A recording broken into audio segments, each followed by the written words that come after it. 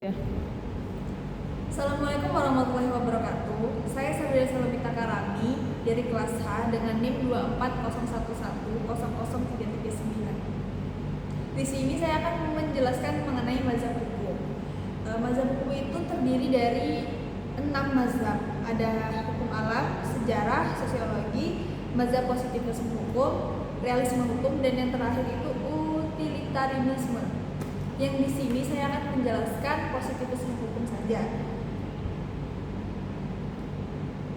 Positivisme hukum adalah aliran pemikiran dalam ilmu hukum yang menekankan bahwa hukum adalah seperangkat norma atau aturan yang ditetapkan oleh otoritas yang sah, tanpa mempertimbangkan nilai moral dan etika.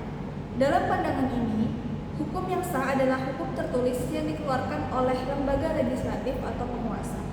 Karakteristik dari positivisme hukum itu sendiri itu ada 3. Yang pertama itu ada hukum sebagai produk kekuasaan, yakni hukum dihasilkan oleh lembaga yang berwenang dan harus dipatuhi oleh masyarakat. Yang kedua itu terpisah dari moralitas, yakni positivisme hukum tidak mengaitkan hukum dengan nilai-nilai moral. Hukum bisa saja dianggap tidak adil namun tetap sah. Yang terakhir itu ada fokus pada hukum tertulis, yakni menegakkan hukum didasarkan pada dokumen resmi seperti undang-undang dan peraturan.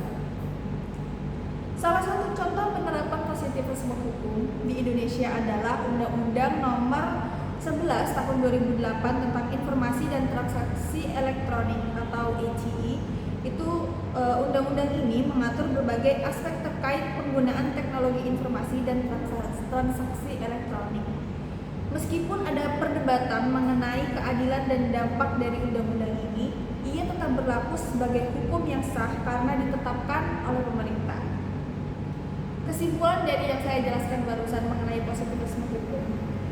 Positivisme hukum itu penting dalam menjaga ketertiban dan kepastian hukum, meskipun seringkali menimbulkan diskusi tentang keadilan dan moralitas dalam penerapannya.